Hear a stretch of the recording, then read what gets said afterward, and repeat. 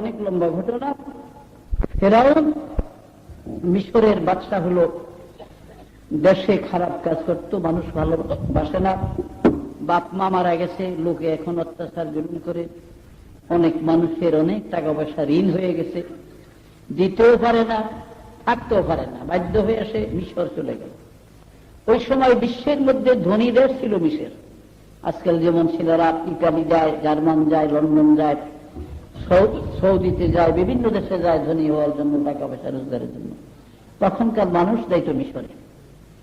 আর আরবদের এই বর্তমান আমিরে ফয়সল থাকতে, বাদশাহ আমিরে ফয়সল যখন ছিলেন, আজ থেকে 35-40 বছর আগের কথা বই, তখন আরবের লোকেরা টাকা পয়সা রোজগারের জন্য বেশিরভাগ লিবিয়া যাইত। তারা লিবিয়া, অন্যান্য দেশও তারা যাইত। এখন আরবি আল্লাহ দিলে পয়সার অভাব নেই। তো যাই হোক, রাস্তায় হামানের সঙ্গে দেখা, তার বন্ধু হামান জিগায়, কিরে কাবুস কই যাবি? বলে মিশর যাই, কিছু কিছু টাকা পয়সা কামাই করে মানুষের ঋণ টিন দিতে পারিনি। বলে আমিও তো এই অবস্থা, আমিও তো মিশর যাবো। হয়তো চল, দুই দোস্ত একসাথে যাই। মিশর গিয়া এক জায়গায় দেখে এক লোক তরমুজ ক্ষেতের থেকে তরমুজ উঠাইতেছে, শত শত তরমুজ দাঁড়িয়ে সাইয়ারিছে। তো ক্ষেতের মালিক খুব দিলদার ছিলেন, জিগাই মিয়ারা তরমুজ খাইবা? মাথা নাড়ে, দিলে খাইতাম। দুইজনের দুইটা তরমুজ দিচ্ছে, খাইয়া পেট ভরছে। ক্ষেতের মালিক জিগায়, কাম করবো মিয়া? কলে পাইলে করতাম, আমাদের নতুন মানুষ, কত কম করো। কয়েকদিন এই তরমুজ খেতে কাম করছে হামান এবং ফেরাউন দুজন। কিছুদিন পরে সরকারি গোরস্থানের একজন দারোগা নিযুক্ত হবে। যেমন ঢাকা, বনানী, জুরাইন, আজিমপুর গোরস্থান আছে না, এগুলোর মহাফেজ আছে, যারা নেগাবান, যাদের কাছে চাবি থাকে, তারা কিন্তু বিরাট ধনী। একজনের শহীদবাগ বনানীতে 4-5 তলা বিল্ডিং আছে। এই কবরস্থানের যারা হেফাজত করে, দারোয়ান করে। আর মরামেশের কাছে খুব পয়সা, খারাপ না। লোকজন আসলে বকশিস মকশিস হেম্বে দিয়া যায়, বড় লোকেরা, অভাব নাই। আবার তালা খোলে না, হ্যাঁ খাইতে বেশি, বলে না এখন খোলন দেবো না, খাইতাম বেশি। কল বাবু আয়ো, কিছু বকশিস দেবো, খাওয়ান তুই আয়ো। বড় লোক 5,000 টাকাও দিয়া দেয় কেউ বকশিস। এইভাবে ফেরাউন গোরস্থানের দারোগার চাকরি যখন ঢোল পিটাইতেছে, ফেরাউন একটা দরখাস্ত দিল। ফেরাউনের চেহারা, সুরত, সৌন্দর্য দেখে তৎকালীন মিশরের বাদশা ছিলেন তারতুস, প্রধানমন্ত্রী ছিল মিশরের তৈমুর। বাদশার খুব মায়া লাগলো ফেরাউনের চেহারা দেখে। গোরস্থানের সরকারি কবরস্থানের দারোগার চাকরিটা দিয়ে দিল ফেরাউনের। হামাদেরকে, হামান দেখছ, আরে কাঁচা খুলতে, গোস কাঁচা খুলতে দেরি হয়, কপাল খুলতে দেরি হয় না। আমার তো চাকরি হয়ে গেছে দোস্ত, ওনার তোর অভাব নাই, আমার চাকরি দিয়ে দুইজন চলতে পারবো। ফেরাউন কি করলো? যত লাশ আনে সব লাশ প্রতি জোর করিয়া একটা করিয়া স্বর্ণ মুদ্রা ধার্য করে দিল। একটা স্বর্ণের টাকা না দিলে তো আমি গেট খুলবো না, তালা খুলবো না। পাবলিক বিফাকে পড়ে গেছে। এখানে লাশ থুইয়া বাদশার কাছে যাইব, দরখাস্ত দিব, মঞ্জুর হইয়া কি হয় না না হয় কে জানে না, লাশ গোবর হয়ে বসছে, যা হারাবিরে দে একটা দিয়া এই লাশ মাটি দিয়ে দিত। এইভাবে পরপর 3 বছর মিশরে এমন কলেরা লাগলো, হাজার হাজার মানুষ মইরা সাপ মিশরে। আর মানুষ বেশি মরলে ফেরাউনেরও টাকা বেশি, একটা করে স্বর্ণ মুদ্রা, হিউজ টাকা হয়ে গেছে ফেরাউনের। বাদশাহ তারতুসকে একদিন ফেরাউন বলে, বাদশাহ আমার এত টাকা হয়েছে, এখন টাকা রাখার জায়গা নেই। বলে তুমি টাকা পাইলা কই? বলে হুজুরের গোরস্থানের যত লাশ আনে, লাশ প্রতি 1 টাকা করে রাখি। আর আপনারা তো জানেন এই 3 বছর কলেরা হয়ে বহুত মানুষ মরছে, আমার টাকা অভাব নাই, কত টাকা। আপনি যদি বলেন, হুকুম দেন, তো আমি যে আপনার প্রজাগো খাজনা বাকি করে রয়েছে, ট্যাক্স বাকি রয়েছে, এগুলি আদায় করে দিই টাকা দিয়ে। বাচ্চা খুব খুশি হইলেন, ছেলেটা তো ভালো, ঠিক আছে দাও তুমি। ঢোল পিটিয়ে দিল মানুষের, তোমরা আমাকে ময়দানে আসো, কাগজপত্র নিয়ে তোমাদের ট্যাক্স কর যা আছে সরকারি সব আদায় করে দেওয়া হবে, তোমাদের টাকা লাগবে না, খালি কাগজ নিয়ে আসো। এই ফেরাউন নিজের টাকা দিয়া সরকারি ট্যাক্স কর যার যার বাকি আছিল সব আদায় করে দিছে। মিশরের মানুষ যে খুশিও করে, লোক ছেলেটা তো আসলে ভালো, যদিও 1 টাকা করে রাখছে স্বর্ণ মুদ্রা, টাকা তো আমাকেই দিয়ে দিল, আমাকে কর ট্যাক্স সব বকে আদায় করলো। ওখানে সরকারি করুক মরু বাইবার আমাকে করে। আল্লাহর কি হিকমত, কিছুদিন পরে মিশরের প্রধানমন্ত্রী তৈমুর মারা গেলেন। তাইমুর যখন মারা গেল, বাদশাহ একটা ইলেকশন দিলেন, ভোট দিলেন। এই ইলেকশনে ফেরাউনও নমিনেশন নিয়ে দাঁড়াইছে প্রধানমন্ত্রীর প্রার্থী। জনসাধারণরা গ্রামে এলাকায়, বিভিন্ন এলাকায় পাবলিকের নেতা যারা, তারা জিগায় কে রে কে কারে ভোট দিবি, করলে আবার কি কাবুসেরে ভোট দেব, আমার গোরস্থানের দারোগা সাহেবের দেবো, দারোয়ান সাহেবের। এই লোক কত ভালো, দেখছেন না আমাকে ট্যাক্স গুলা কর গুলা সব আদায় করে দিল। এই লোক বাদশাহ হলে শান্তি হবে আমাকে। মানুষ এক সাইটা ভোট দিয়া বিপুল ভোটে জয়লাভ করে ফেরাউন মিশরের প্রধানমন্ত্রী হয়ে গেল। আমাদের হামান, আরে গোস কাঁচা খুলতে দেরি হয় রে হামান, কপাল খুলতে দেরি হয় না, দেখ কপাল খুললে গেছে, আমি মিশরের প্রধানমন্ত্রী। মিশরের প্রধানমন্ত্রী ফেরাউন হওয়ার 2.5 থেকে 3 বছর পরে মিশরের বাদশাহ তারতুস বার্ধক্য জনিত কারণে তিনিও মারা গেলেন। এখন দেশের বাদশাহ নাই, ফেরাউন জনসাধারণকে ডাকছেন, হুজুর কি লিগে ডাকছেন? তোমরা তো জানো বাদশাহ মারা গেছে, এখন বাদশাহ ছাড়া দেশ চলে না, এখন কি ইলেকশন করবো না অন্য কোন রাস্তা? বলে হুজুর রাস্তা বুঝি না, ইলেকশনের কাম নাই, আপনি আমাদের বাদশাহ, আমরা মনে মনে কামনা করছি আপনি বাদশার জন্য, এখন প্রধানমন্ত্রী যারে খুশি একজন আপনি বানিয়ে এলো। আমাদের ওকে হামান দে, লাভ দে, তোর কপালও করছে, তুই মিশরের প্রধানমন্ত্রী, আমি হলাম মিশরের বাদশাহ। মিশরের রাজ দরবারে বাদশাহ তারতুসের সময় থেকে 400 গণক ঠাকুর থাকতো। ফার্সি ভাষায় তাদেরকে নজ্জুম বলে, আরবিতে কাহেন বলা হয়। এই 400 নজ্জুমের সর্দার ছিল দবিরা নামে। তাফসিরে লেখে তখন দবিরার বয়স 320 বছর। বৃদ্ধ দবিরারে দেখলো ফেরাউন, দবিরারে কয়শো নজ্জুম? তোমরা বলে আমরা 400। যাও গণ গিয়া, সব গণকের একসাথে গইনা তুমি ফাইনাল রিপোর্ট আমার কাছে নিয়ে আসবা। জানো তো আমি ছিলাম তরমুজ ক্ষেতের লেবার, সেখান থেকে হইলাম গোরস্থানের দারোগা, হয়ে গেলাম প্রধানমন্ত্রী, হইলাম বাদশাহ, আঙ্গুল ফুলা কলা গাছ। আমার এই রাজত্বের মধ্যে কোনো বিপদ আপদ আসেনি, একটু ভালো করে চাও তোমরা গণ্যা। ফাইনাল রিপোর্ট নিয়ে তাড়াতাড়ি আসবা। দবিরা রিপোর্ট নিয়ে আসছে, মুখ মলিন। কিরে দবিরা? বলে হুজুর খবর বেশি ভালো না। কি খবর? হুজুর এই মিশরের মধ্যে 3 সম্প্রদায়ের মানুষ বাস করে, অরিজিনাল কিপ্তি যারা মিশরের বাসিন্দা। আপনি দেশের বাদশাহ হওয়ার পরে তুরস্কের থেকে যারা গরিব মানুষ আসছে, এরা হলো তুর্কি সম্প্রদায়। আর অনেক আগের থেকে বনি ইসরায়েল একটা সম্প্রদায় আছে, তারা 60 লক্ষ লোক। ইসরায়েলদের মধ্যে এই বছর একটা সন্তান হবে, এই সন্তানের নাম হবে মুসা। এই মুসার উসিলায় আপনারা যত ধ্বংস হবে, এমনকি আপনার জীবন যাওয়ারও সম্ভাবনা আছে। ফেরাউনের চোখ বড় হয়ে গেছে। আমাদের কয় হামান, এই সাতার রাজত্ব হয়ে তো লাভ হইল কি আমার? তবে যাও, আমি যখন বাদশাহ আমার একটা ক্ষমতাও আছে। যাও, বিসমিল্লাহির রহমানির রহিম। ইউযাব্বিহুনা আবনাআকুম ওয়া ইস্তাহয়ুনা নিসাআকুম ওয়া ফি যালিকুম বালাউম মির রাব্বিকুম আযীম।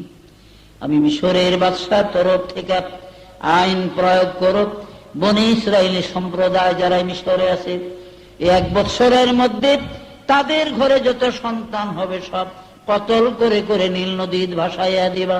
কিন্তু খবরদার মেয়েগুলাকে মারিও না, কারণ মেয়েরা আমার দুশ্মন হবে না। ভাই আমার, ফেরাউনের আইনের আওতার মধ্যে বনি ইসরায়েলি মায়ের বুক খালি করে করে ফেরাউনের সৈন্যরা 1 নয় 2 নয় 80,000 শিশু সন্তান কতল করে করে নীল নদীর মধ্যে ভাসাইয়া দিছে।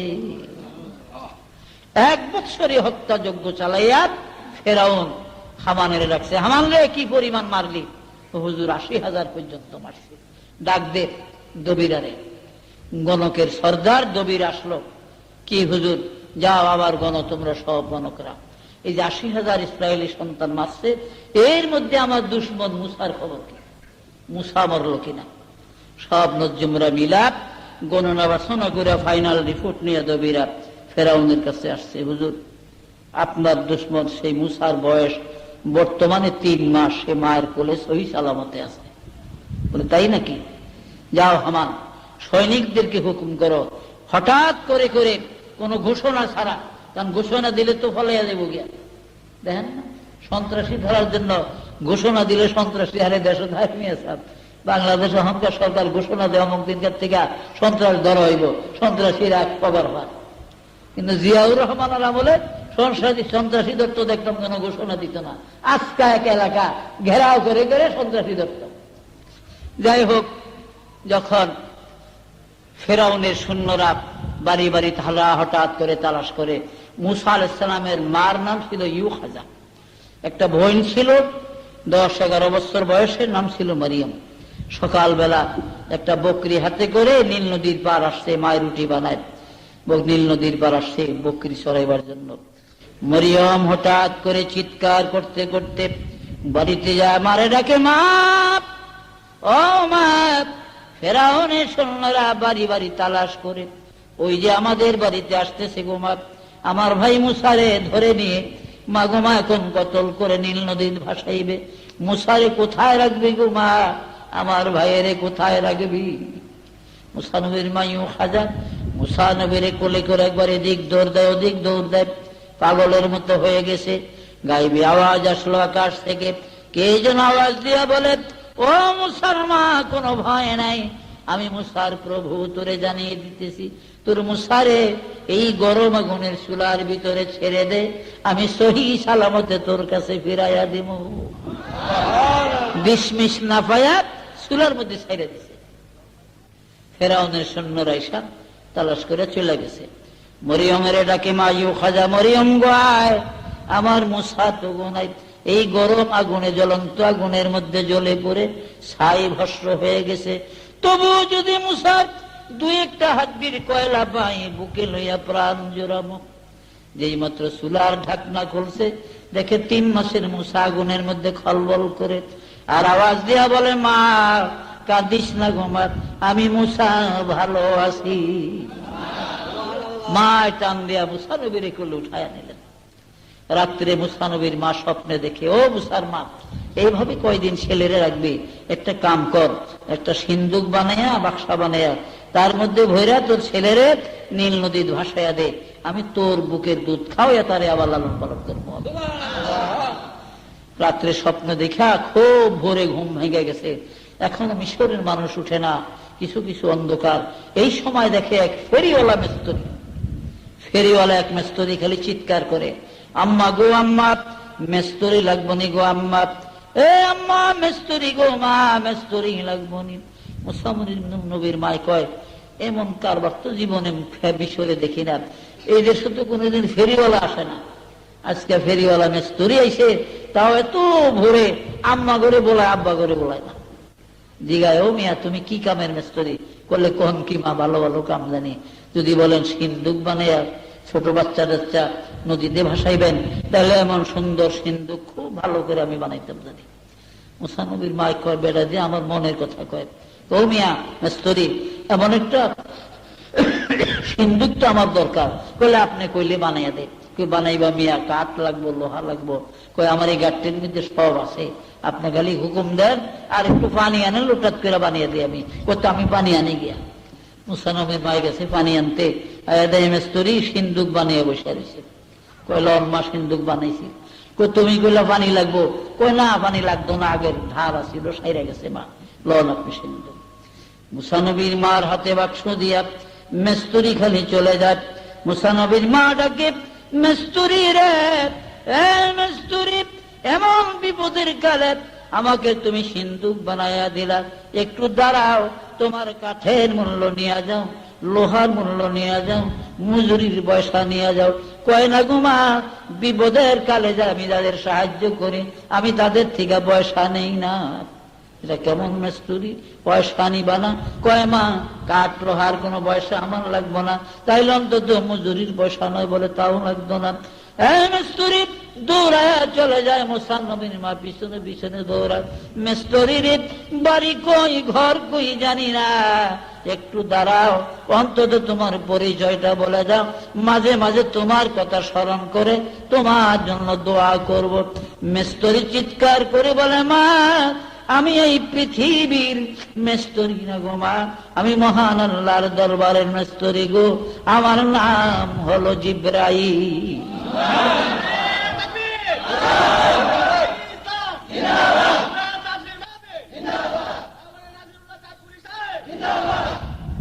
যাই হোক, অনেক লম্বা কথা।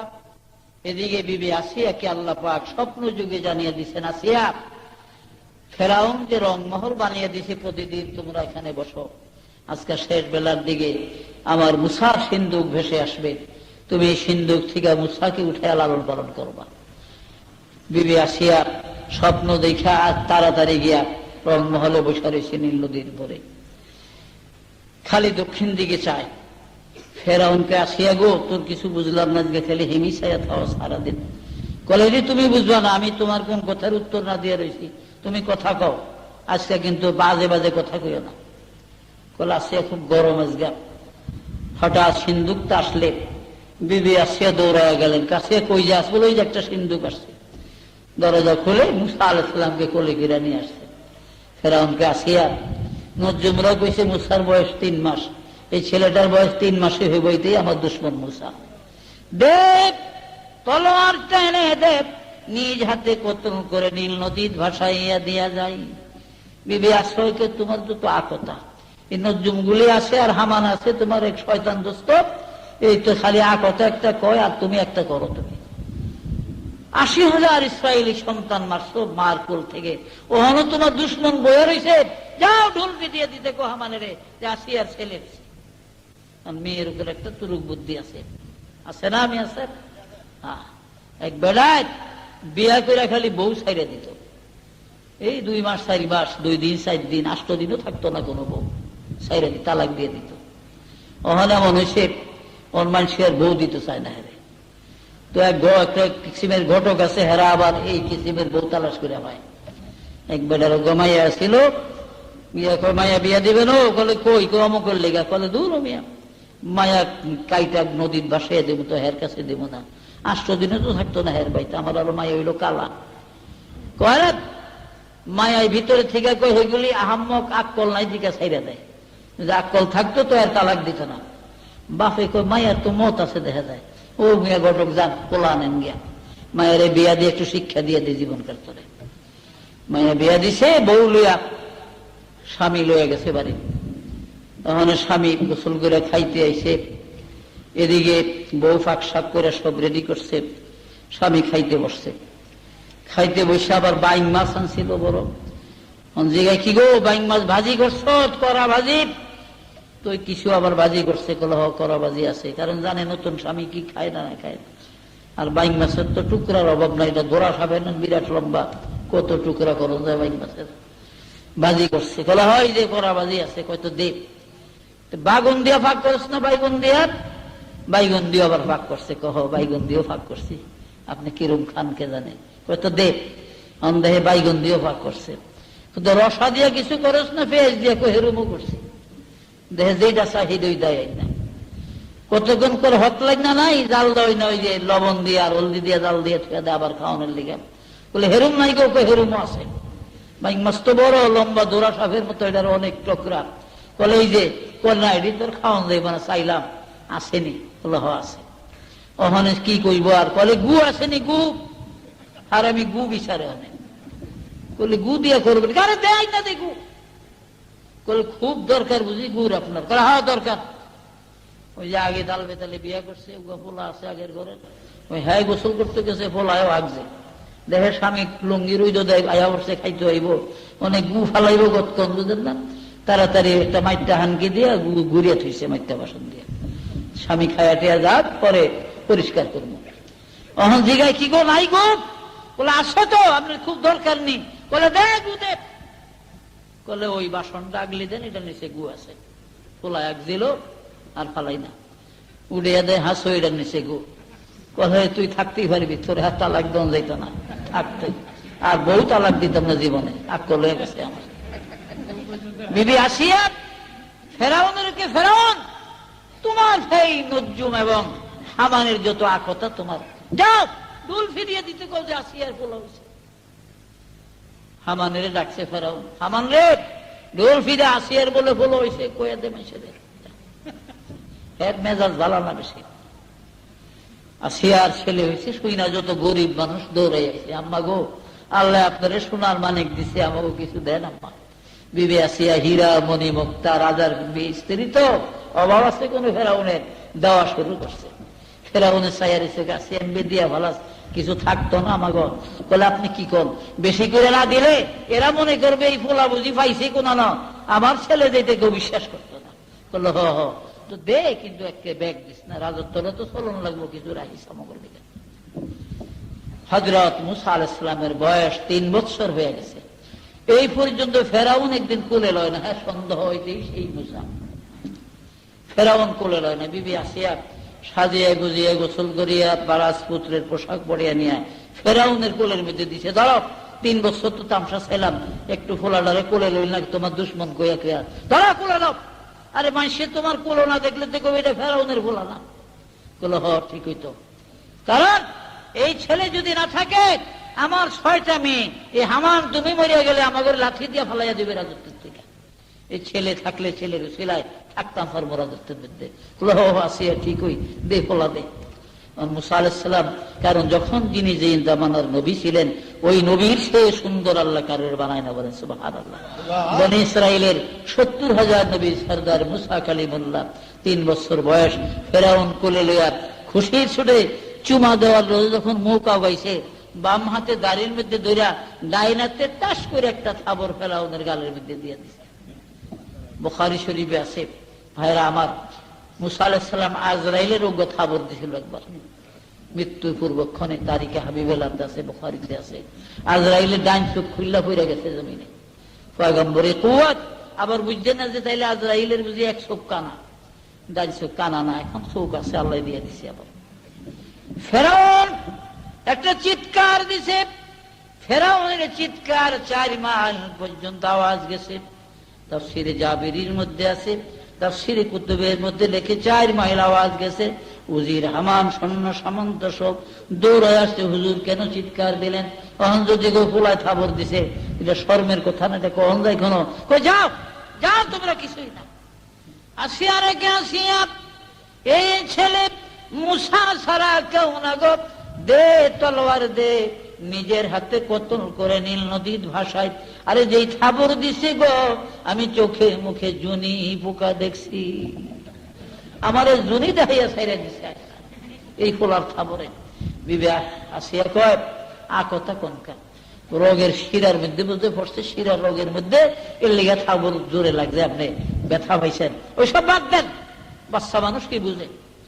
কিন্তু ফেরাউনের মন ভালো না। যাই হোক, এই ফেরাউনের বাড়িতে মুসা নবীর বয়স 29 বছর হয়ে গেল। এখন তিনি 29 বছরের যুবক। সারা পৃথিবী জানে মুসা নবী ফেরাউনের সন্তান, আসিয়ার ছেলে। বনী ইসরাইলি 60 লক্ষ বনী ইসরাইলি মিশরে ছিল। এরা ইয়াকুব নবীর 12 ছেলের 12টা বংশের মানুষ। আর কিপ্তি ছিল অরিজিনাল মিশরীরা। তুর্কি ছিল যারা বিশ্ব ফেরাউনের দেশ থেকে আসছে। তো তুর্কি এবং কিপ্তিরা মিলা তারা ছিল ঐক্যজোট। ঐক্যজোট ছিল কারণ ইসরায়েলের সঙ্গে তারা বনে না। ইসরায়েলিরা নামাজ রোজা বিভিন্ন ইবাদত তারা করত, এই জন্য তাদের সাথে বনে না, তারা আলাদা। কিপ্তি এবং তুর্কিরা মিল্লা ইসরায়েলিকে খুব অত্যাচার করত, মারধর করত। রাজার কাছে বিচার দিল পাইতো না, পুলিশের কাছে কইল উল্টা কিলগুতা পাইতো। এক বিচার পাইতো মুসা নবীর কাছে নালিশ দিলে, কারণ বনী ইসরায়েলের সন্তান মুসা আলাইহিস সালাম। ইসরায়েলিরা মুসার কাছে নালিশ দিলে মুসা নবী যায় কিপ্তিকে মহল্লাত মারধর করত। রাজার ভূতে মারলে কেউ কিছু কয় না, আছে মিয়া সাহেব, কারো বলার কোন শক্তি নেই। একদিন এক বনী ইসরায়েলি সর্দারকে এক কিপ্তি খুব মারা মারছে। লোকটা মরে মরে অবস্থায় নালিশ করবো কাছে, দেখে যে রাজমহলের পাশে মুসা নবী দাঁড়িয়ে আছে। দৌড়াইয়া সাহস করে এক বনী ইসরায়েলি গিয়ে ভাই হুজুর, হে যুবরাজ, আমাদের এক ইসরায়েলি সর্দারকে ওই অমক কিপ্তি খুব মারছে, সে বোধহয় মরে যাইব। বলে কোন কিপ্তি? ওই যে দাঁড়িয়ে রয়েছে, খুব শক্তিশালী এক নওজোয়ান। মুসা আলাইহিস সালাম যাইয়া কিপ্তির একটা ঘুষি দিছে। মুসার ঘুষির চোটে কিপ্তির শরীরটা 16টা টুকরা হয়ে গেছে। এই কিপ্তিরে মাইরা মুসা আলাইহিস সালাম মার্ডার কেসের আসামি। ফেরাউন জানতে পারলো এই সেই মুসা, যে মুসা কিপ্তিরে মারছে, এক ঘুষি 16 ভাগ হয়েছে, এটা মুসা ছাড়া আর কেউ নাই। এবার মুসা নবীর বিরুদ্ধে গ্রেফতারি পরোয়ানা। আল্লাহর তরফ থেকে আওয়াজ আসলো, মুসা তুমি নীল নদী পার হয়ে মাদায়েন চলে যাও, শুআয়ব আলাইহিস সালামের দেশে। মুসা নবী নীল নদী পার হয়ে ভাইগা চলে গেলেন। মাদায়েন গিয়ে একটা পাহাড়ের কিনারে একটা কুয়া, দেখে যে কুয়ার কিনারে দুইটা যুবতী মেয়ে দাঁড়িয়ে আছে। মুসা আলাইহিস সালাম জিজ্ঞাসা করেন, ভগ্নীরা তোমরা কারা? আমরা শুআয়ব নবীর মেয়ে, আমার নাম সফুরা, এটা আমার ছোট বোন গাফুরা। আমরা আমাদের ভাই নাই, আমরা বাবা বুড়া হয়ে গেছে, এই ভেড়া বকরি দুম্বা গুলো আমরা মাঠে চড়াই। এখন সন্ধ্যা সমাগম, বাড়িতে যাব, এই কুয়ার কাছে এসেছি, ভেড়া বকরি দুম্বা উঠকে পানি পান করাবো এবং গাধার পিঠে মশক বোঝাই করে বাড়িতে যাব, এই জন্য আমরা এখানে দাঁড়িয়ে আছি। বলে তো পানি নাও না, কুয়া তো এখানে আছে, লোকজন আর নাই। বলে ভাই কেমন করে নেব? এই কুয়ার সম্মুখে যে পাথরটা, এই পাথরটা সরাইতে 10-15 জন লোক লাগে। রাখালের দল এখন আসে নাই, রাখালরা আসিয়া এই কুয়ার পাথর সরাইয়া দিলে তারপরে আমরা পানি নিতে পারবো। অনেক দিন আমাদের কোনো কোনো সময় রাত্র হয়ে যায় পানি নিয়ে যেতে। তখন মুসা আলাইহিস সালাম একটু আওয়াইয়া পাথরটা একদিকে সরাইয়া বালতি দিয়ে পানি উঠাইয়া শুআয়ব আলাইহিস সালামের মেয়েদের ওট বকরি ভেড়া দুম্বারে আশুদা করে পানি পান করে গাধার পেটে মশক গুলা বুঝাই করে বলে, ভগ্নীরা এইবার তোমরা বাড়িতে চলে যাও। দোনো বোন তারা বাড়িতে চলে গেলেন। শুআয়ব আলাইহিস সালাম জিজ্ঞাসা করে, মা সফুরা এত তাড়াতাড়ি তো কোনোদিন আসতে পারিস না, আজকে বেলা ডুবার আগে কেমন করে বাড়িতে আসলি? বলে বাবা একটা নওজোয়ান ছেলে কই থেকে আসছে, ওই ছেলেটা পাথর সরাইয়া আমাদের দুম্বা ভেড়া বকরি উঠকে পানি খাওয়াইয়া আবার গাধার পিছে মশক বোঝাই করে দিছে, এই জন্য আমরা তাড়াতাড়ি আসতে পারছি। সফুরা বলে বাবা ছেলেটা দেখলাম খুব মুখটা তার মলিন, মনে হয় ছেলেটা ভুকা হবে। আসলে তখন মুসা নবী 10 দিনের ভুকা ছিলেন।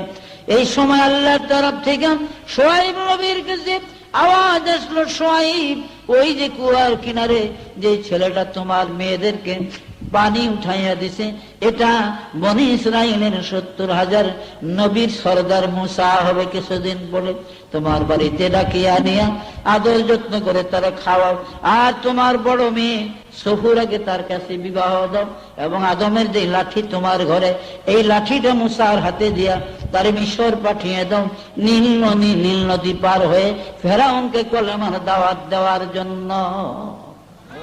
মুসা আলাইহিস সালাম লাঠি নিয়ে মিশর গেলেন, যায় ফেরাউনকে বলে, ফেরাউন আমি মুসা আসছি, তুমি পড়ো লা ইলাহা ইল্লাল্লাহু মুসা কালিমুল্লাহ, আমি আল্লাহর নবী হয়ে গেছি, তুমি এবার কলেমা পড়ো।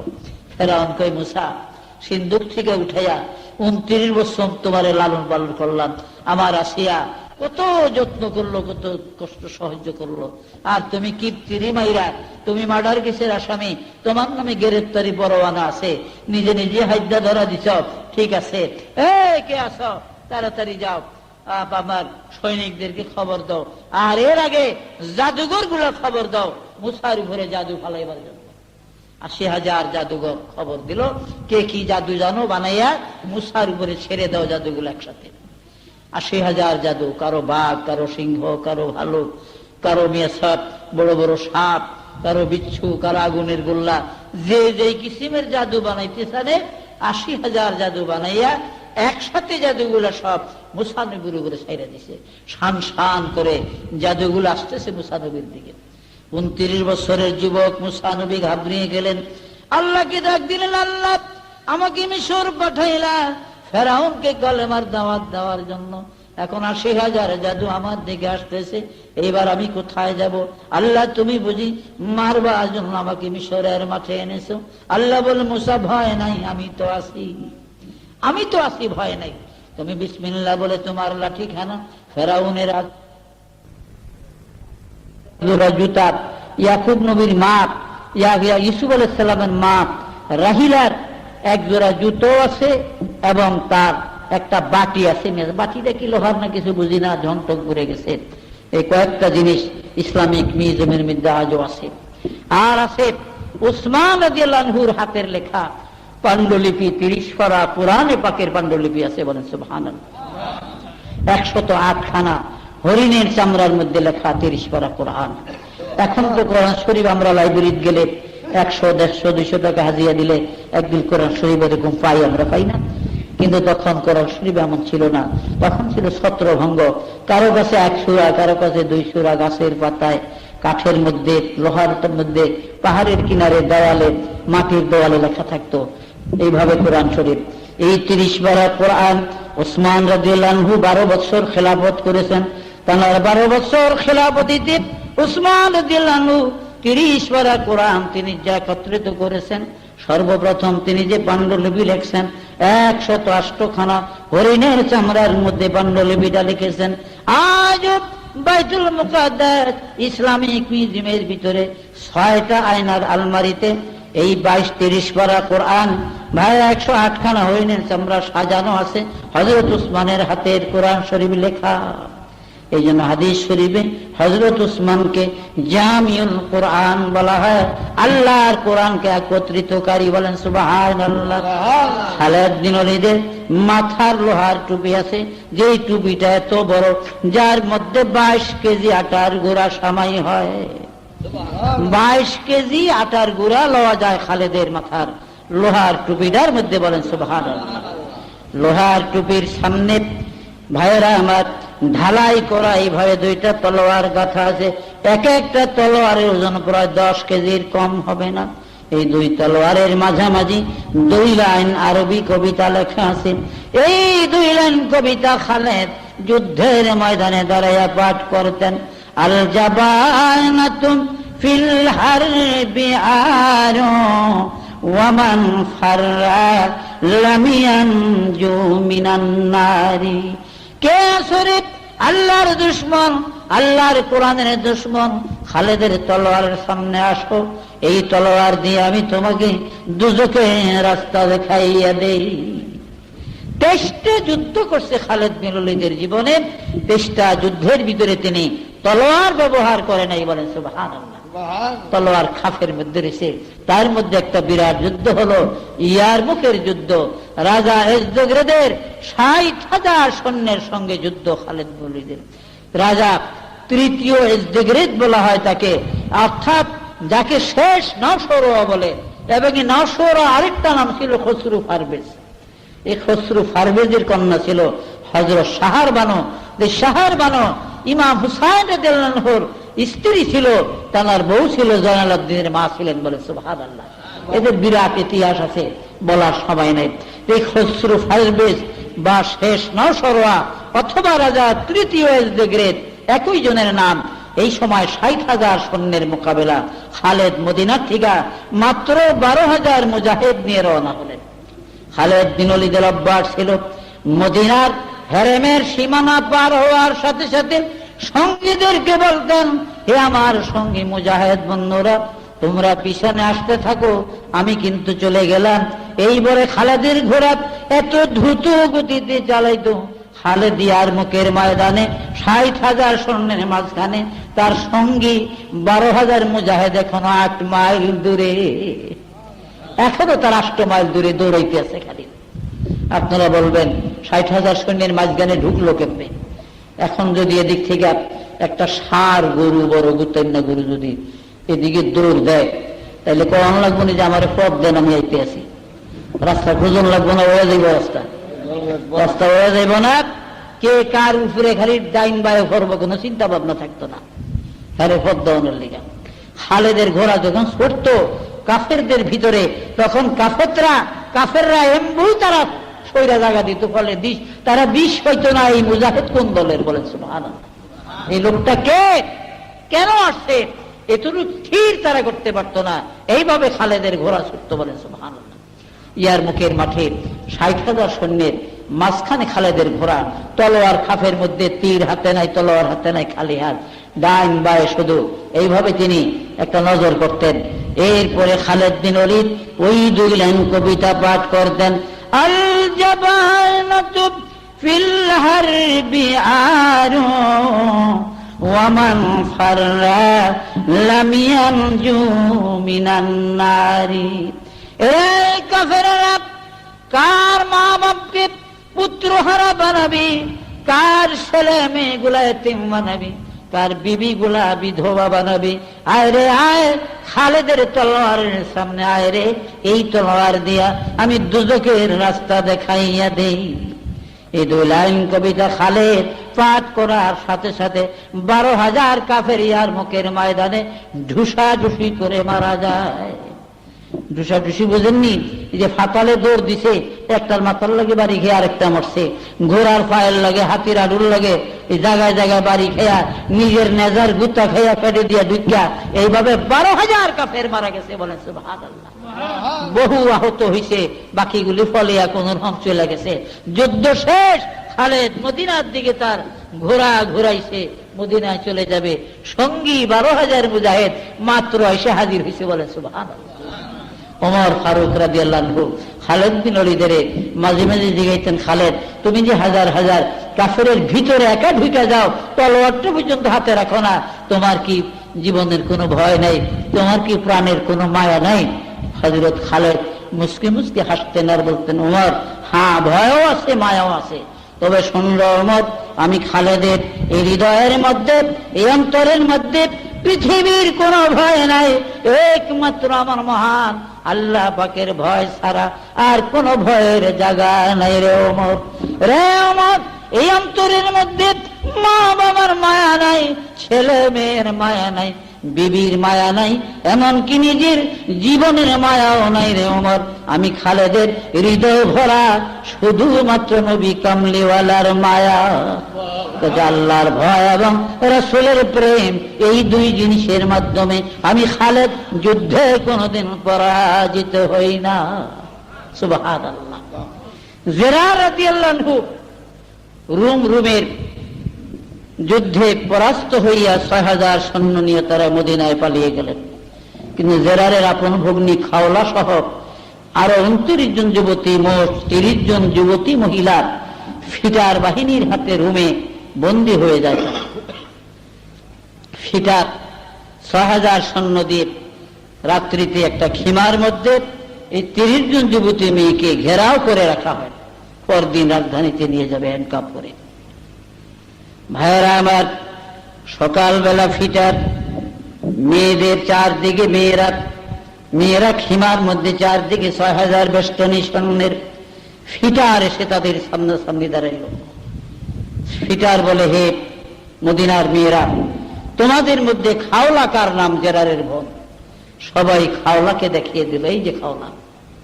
বলে, খাওলা, বহু তোমার নাম শুনেছি, মদিনার শ্রেষ্ঠ সুন্দরী তুমি, বোধহয় এখনো তোমার বিবাহ হয় না, আমিও বিবাহ করি নাই, কিছুদিন পূর্বে বাবা মরে গেছে, আমি এখন রোমের বাদশা।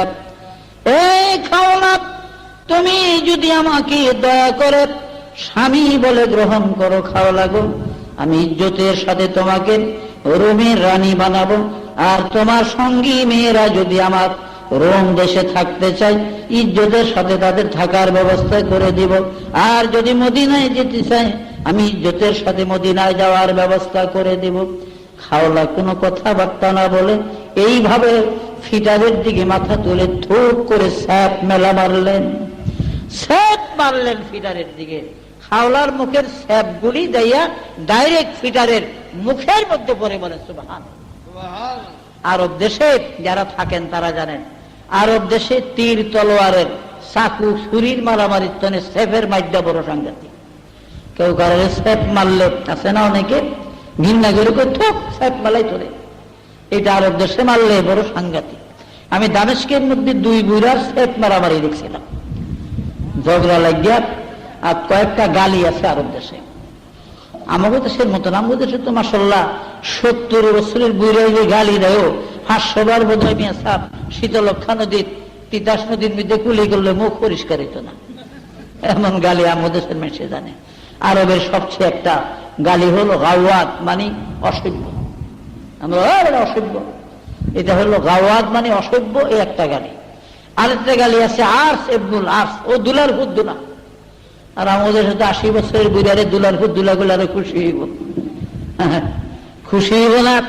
আমার দুলা কইছে না জানি, আসলে দুলা বানিয়ে লাই খুশি।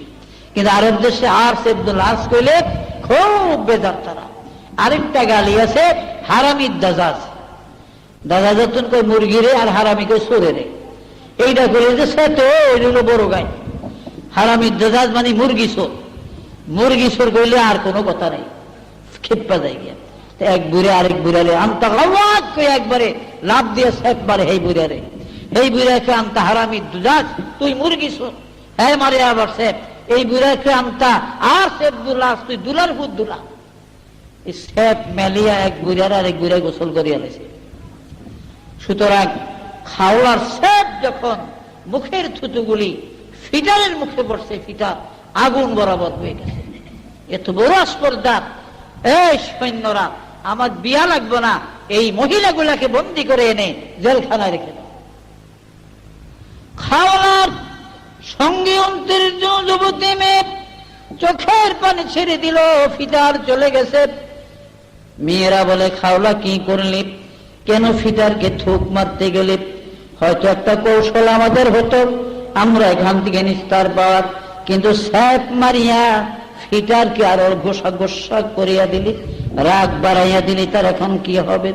হযরত খাওলা মুস্কি মুস্কি হাসেন আর বলে ভগ্নীরা ভয় করিস কেন, ভয়ের কারণ নাই, এই কুত্তাগুলার সঙ্গে আমরা যুদ্ধ করব, এই কুকুরগুলার সঙ্গে যুদ্ধ করব আমরা। 29 জন যুবতী কান্দে আর বলে খাওলা গো কি দিয়ে যুদ্ধ করবি, একটা তলোয়ার আমাদের নাই, একটা তীর নাই, একটা ঘোড়া নাই, কি দিয়ে যুদ্ধ করবি খাওলা? খাওলা বলে ভগ্নীরা আমরা মদিনার মুসলমান, আমরা নবীর আওলাদ মেয়েরা, আজ আমাদের সঙ্গে এই কুকুরগুলোর সঙ্গে যুদ্ধ করতে তীর তলোয়ার ঘোড়ার প্রয়োজন হবে না গো, এই খিমার খুঁটি গুলাই যথেষ্ট। এই বলে 29 জন যুবতী মেয়ে খিমার খুঁটিগুলি উঠাইয়া হঠাৎ করে ফিটার বাহিনীর উপর আক্রমণ শুরু করে দিল। বহু ফিটার বাহিনী মারা গেল, বহু আহত হলো, বাকিগুলি পলায়া রাজধানী চলে যায়। যদি ধরে বলে সুবহানাল্লাহ। ফিটার সৈন্যদের অবস্থা দেখে কিরে কি হয়েছে, বলে হুজুর মেয়েদের আক্রমণ। কি মায়া গো আক্রমণ, ওরা ওই খিমার খুঁটি উঠাই আক্রমণ করছে, বুঝি না ওদের এক একটা খুঁটির বাড়ির সঙ্গে আমাদের বহু সৈন্য আহত নিহত হয়ে যায়, এরা কি দোয়া করে কিছু বুঝি না। ফিটার বলে তাই নাকি? 12,000 রিজার্ভ বাহিনী পাঠিয়ে দিল, ফিটার যাও এদেরকে ঘেরাও করে বন্দি করে নিয়ে আসো। 12,000 সৈন্য যখন দাজলা পার হয়ে কাতার কাতার হয়ে আসতেছে, খাওলা সঙ্গী 29 জন যুবতী এবার তারা নরম হয়ে গেলেন। ও খাওলা এইবার কি হবে? ওই দেখ ফিটারের হাজার হাজার বাহিনী আসতেছে, এখন তো আর আমাদের উপায় নাই। খাওলা গো প্রাণে মরব, এই জন্য আমরা চিন্তা করি না, আমরা ইজ্জতের চিন্তা করি, আমরা নবীর আওলাদ, আমরা মদিনার মেয়ে, আমরা মুসলমান, ওরা আমাদের ইজ্জত নষ্ট করবে, এই চিন্তায় আমরা কাঁদি। খাওলা ভালো মন্দ কিছুই বলে না, মুখটা তার একটু মলিন, বারবার খালি মাটির মধ্যে কান লাগায়। কিছুক্ষণ পরে খাওলা মাটির থেকে কান লাগিয়া দাঁড়াইলেন। এইবার খাওলা মুস্কি মুস্কি হাসে, মেয়েগুলা কান্দি খাওলা আমরা দুঃখে আমরা কেঁদে কুল পাই না, তার তোর মুখে মুস্কি হাসি কারণ কে? খাওলা গলে ভগ্নীরা গো আর চিন্তা নাই, আর ভয় নাই, এবার তোমরা নির্ভীক থাকো, কসম আল্লাহর মাটির মধ্যে কান লাগিয়া শোনো, আমি খালেদের ঘোড়ার পায়ের শব্দ শুনতেছি। তখনও খালেদ বাবা 8 মাইল দূরে ছিলেন, আসতেছিলেন, এই 8 মাইল দূরের থেকে খালেদের ঘোড়ার পায়ের শব্দ দাজলার কিনার পর্যন্ত আসতেছিল।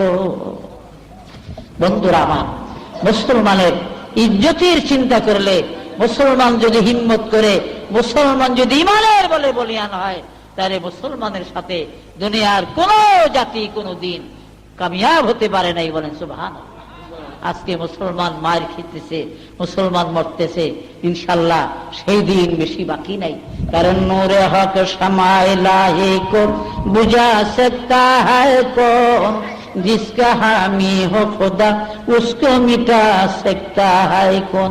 আল্লাহ কুরআনে বকে বলেছেন বিসমিল্লাহির রহমানির রহিম, ইন্না নাহনু নাযালনা যিকরা ওয়া ইন্না লাহু লাহাফিজুন। আল্লাহ বলেন এই কোরআন আমি অবতীর্ণ করেছি এবং কোরআনের ভার, কোরআনের ইজ্জত রক্ষা করা, কোরআন কায়েম রাখার ভার আমি আল্লাহর হাতে। বলেন সুবহানাল্লাহ। আমাদের ইমানকে মজবুত করতে হবে।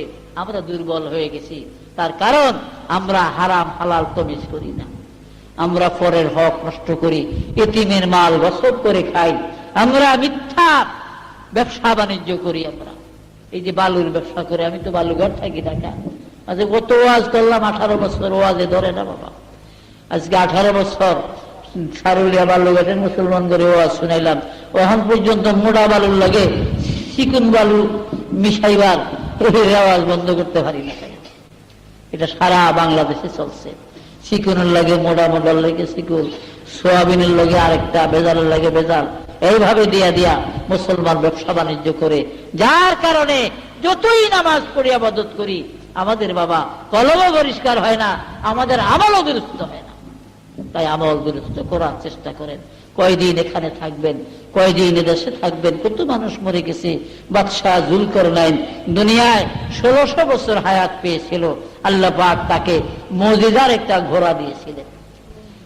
বন্ধুরা আমার, মুসা নবী ছিল মুজিজার লাঠি, হযরত ঈসা নবী ছিল কুম বিইজনিল্লাহ সদাহা জাহেরাত নিসদাহা জাহেরাত তিব্বি জাল ইউনুসে বুদ ফেশে ঈসা ওয়া জামা শাফসু সে বুদ।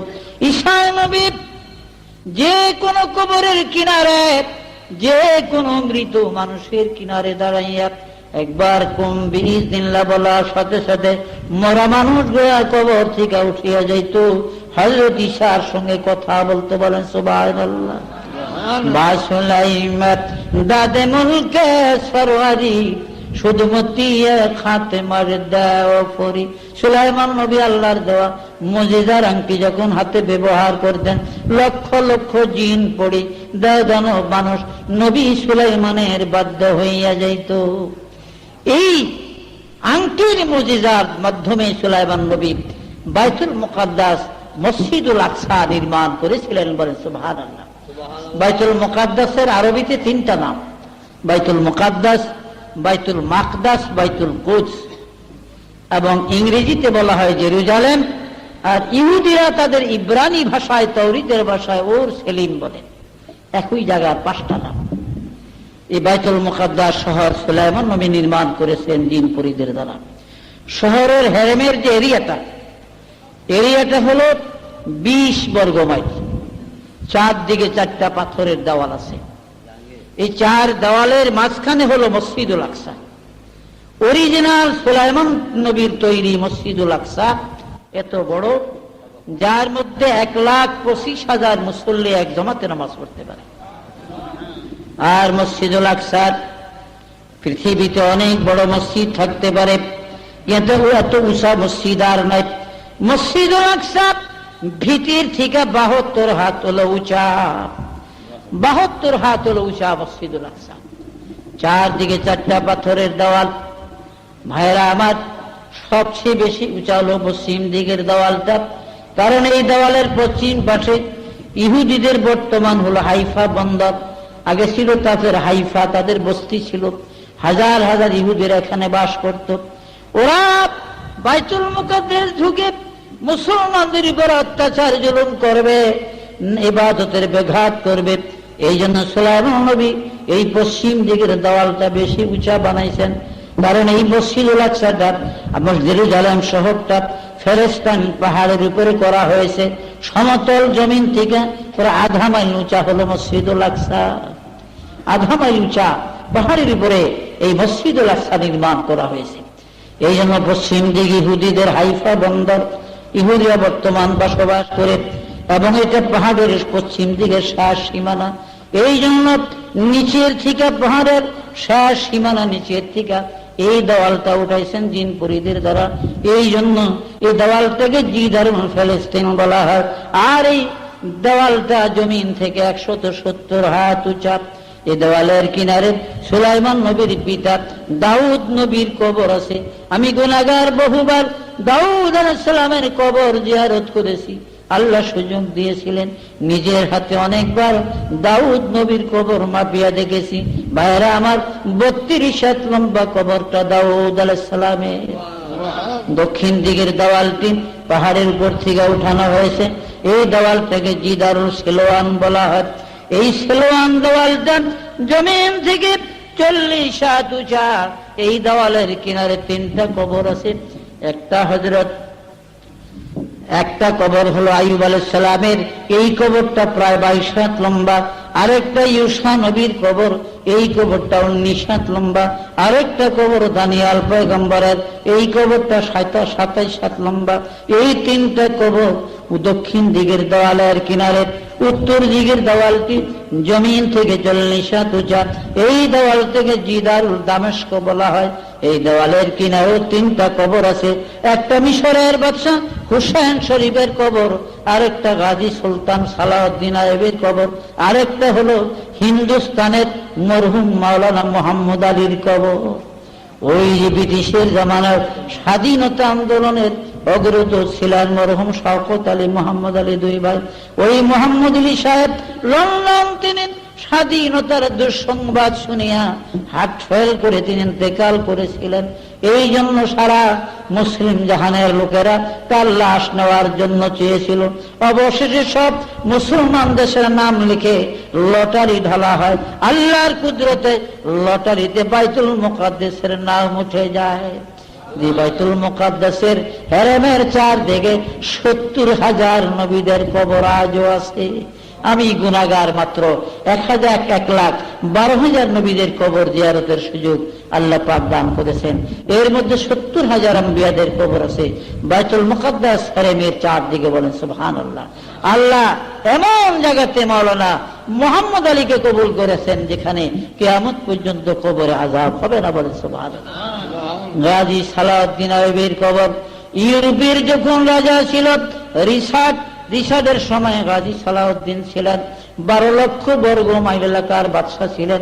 মিশর ছিল তার রাজধানী। সুলতান সালাউদ্দিনের সঙ্গে আটলান্টিক মহাসাগরের পারে ভাইরা আমার ইউরোপের রাজা রিশাদের সঙ্গে 18 দিনের একটা যুদ্ধ হয়েছিল। ওমর ইউনিভার্সিটির আমার এক ক্লাস ফ্রেন্ড ইসমাইল সামারা নামে এক ইহুদির ছেলে, তার থেকে একটা ইংরেজি বই সংগ্রহ করেছিলাম। আপনার ইউরোপের লন্ডনের মিডওয়ার্ড হেনরির লেখা এই বইটিতে গাজী সালাউদ্দিন এবং রাজা রিশাদের সঙ্গে যুদ্ধের 5ম দিনের কাহিনী লেখা আছে। 12 লক্ষ ছিল রিশাদের সৈন্য, আর সালাউদ্দিনের মুজাহিদ মূল বাহিনী ছিল মাত্র 30,000। আজকে যুদ্ধের 5ম দিন রিশাদ 4 লক্ষ সৈন্য ময়দানে নামাইছে। সালাউদ্দিন মাত্র 10,000 মুজাহিদ নিয়ে 4 লক্ষের সঙ্গে যুদ্ধ আরম্ভ করলেন। বলে সুবহানাল্লাহ। আসরের সময় হয়ে গেছে, পিছনের ফজর জোহর আদায় করেছে। এমনকি 5 দিনের পিছনের 1 ওয়াক্ত নামাজ সুলতান সালাউদ্দিন কাজা করে নাই, এমনকি তার সৈন্যরাও কাজা করে নাই। সালাউদ্দিন চোখের পানি ছেড়ে দিন, আল্লাহ 4 লাখ ইউরোপিয়ানের সঙ্গে আমার 10,000 মুজাহিদ যুদ্ধ করে বড় বিপদ আমাদের জন্য। আল্লাহ এই সময় আসরের নামাজ চলে যায়, একটু পরে বেলা ডুবে যাবে, আসর আমাদের কাজা হয়ে যাবে। মাবুদ, পিছনের 5 দিনের যুদ্ধের 1 ওয়াক্ত নামাজ তো আমরা কাজা করি না গো আল্লাহ। রাত্র দিন 24 ঘন্টা যুদ্ধ চলতেছে, আমরা নামাজ কাজা করি নাই। নামাজ তো কাজা করি নাই, বরং আমরা জামাত পর্যন্ত কাজা করি নাই।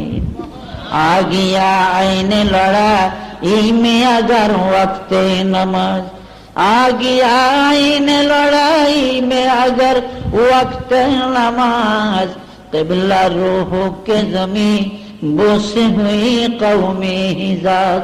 মুসলিম মুজাহিদরা তারা যুদ্ধের ময়দানে কোনদিন নামাজ তাদের কাজা করে নাই। বলেন সুবহানাল্লাহ। সালাউদ্দিন বলে, আল্লাহ নাম এ মাবুদ, আটলান্টিকের কিনারায় 12,000 কাফেরের সামনে, 12 লাখ কাফেরের সামনে প্রয়োজন হয় প্রাণ বিসর্জন দিব, জীবন বিলিয়ে দিব আল্লাহ, তবু নামাজ কাজা হতে দিব না। এই বলে সালাউদ্দিন ঘোড়ার থেকে জমিনে নামিয়ে গেলেন। মাসাল্লা বিছাইয়া সালাউদ্দিন নামাজের বিছানায় দাঁড়াইয়া, ভাইরা আমার আকাশের দিকে মাথা উঠাইয়া সালাউদ্দিন বলে, আল্লাহ পিছনের 1 ওয়াক্ত নামাজ কাজা করি নাই, আজকে বুঝি আসার কাজা হয়ে যাবে। এ মাবুদ, আমরা নামাজে দাঁড়িয়ে গেলাম, প্রভু গো তুমি আমাদেরকে পাহারা দিও। রাজার ইশার দেখলেন সালাউদ্দিনের অস্ত্রগুলা জমিনে রেখেছে এক পাশে, তারা নামাজে দাঁড়িয়ে গেছে অস্ত্রবিহীন। ইউরোপিয়ান বাহিনী কি বলে, তোমরা দেখো সালাউদ্দিন তার বাহিনী এখন নিরস্ত্র, চারদিক থেকে ঘিরিয়া তীর মারতে থাকো যেন তারা সব প্রাণে মারা যায়। হাজার হাজার তীর চারদিক থেকে বৃষ্টির ফুটার মতো আসতে লাগলো, কিন্তু আল্লাহর কসম হাজার হাজার তীর তাদের দিকে আসতে লাগলো, একটা তীরও নামাজের বিছানায় পড়ে নাই। তারা মুসলমান ছিল বলে সুবহানাল্লাহ। আর আমরাও তো মুসলমান, মাশাআল্লাহ। কি কর, নামাজের মধ্যে আল্লাহ রহমত আমরা জুতা সুর ধরে নেই। আমার বাল্যঘাট একদিন কয়েক বছর আগে এক ভদ্রলোক, তিতাস গ্যাসের এক অফিসার, কারণ তিতাস বাকরাবাদ দুটো অফিসই তো আমার পাশে, তিতাস গ্যাসের এক অফিসার নামাজের মধ্যে দৌড় নামাজ থুইয়া দৌড় হয়ে গেছে, জুতা সুর ধরত। পরে দিয়ে গেলাম কি হয়েছে, কি হুজুর জুতা সুর ধরে লাগছে। তো আপনি দেখলেন কেন? আমি রুকু দিছি, ওই যে ফ্যান ফিনছে তো রুকু দিয়া রুকুর ফাঁকি দিয়ে দেখি আর আমি আমার জুতা লিয়ে যাইতেছে গিয়া দৌড়িয়ে গিয়ে ধরছি হুজুর জুতা সুরে। আগের তো নি হাই পাহারা দেশ। এই তো আমরা মুসলমান, আমরা নামাজের মধ্যে জুতা সুর ধরি। আমার বাড়ির বাসায় এক লোক আছে, অনেক একটু কম করে, তবে ফাঁকে ফাঁকে করিয়া লাই। নামাজের মধ্যে সিকুর দিয়া হইও কুই হবানে দুই হাতে থাবর দেয়। কিরে রঞ্জন, কি থাবর দিলে? কই বড় একটা মশা গানা গেলাম। আচ্ছা, নামাজের মধ্যে যদি দুই হাত ব্যবহার করে নামাজ ফাঁসে দেওয়া যায় না? নিয়ে যায়। এক হাত ব্যবহার করা যায়, অন্তত 2 তসবিহ পরিমাণ হাতটা ব্যবহার করা যায়। কিন্তু 3 তসবিহ পরিমাণ যদি হাত দিয়ে আপনি কাম করেন, তাইলে নামাজ ফাঁসে হয়ে যাবে। চিন্তা করেন, হইতে 2 হাত দিয়া মশারে থাবর দিয়ে হইয়া হইয়া উঠে। এই হলো নামাজি আমরা। কিন্তু নামাজ সুন্দর করে পড়বেন। নামাজ সাহাবারা পড়ছে। সাহাবারা যখন নামাজে দাঁড়াইতো একা একা, পাখি তাদের মাথায় বসে দিত। পাখি জানতো না এটা মানুষ কিনা, বলেন সুবহানাল্লাহ। কাজে নামাজ সুন্দর করে পড়বেন, নামাজের মতো পড়বেন। ভাইরা আমার, পূর্ব দিকের দেওয়ালটি 80 হাত উঁচা। এই দেওয়ালের কিনারে সুলাইমান নবীর কবর, মাত্র 21 হাত লম্বা কবর সুলাইমান নবীর। সুলাইমান নবী ইন্তেকাল করেছে, জনৈক বিদেশে লোক তার কবরের পার দেয়া যায়। জিজ্ঞাসা করে, বাবারা কয়েকদিন আগে তো গেছে, এখানে কবর ছিল না, এত বড় কবর হেরেমের কিনারে, কার এই কবরটা হেরেমের ভিতরে? লোকেরা বলে, মিয়া তুমি কি জানো না, আমাদের দাউদ নবীর সন্তান নবী বাদশাহ সুলাইমান ইন্তেকাল করেছে, এটা নবী সুলাইমান আলাইহিস সালামের কবর। লোকটা কবরের পাড়ে দাঁড়ায় আফসোস করে, কিছু হাঙ্গামের জানে পা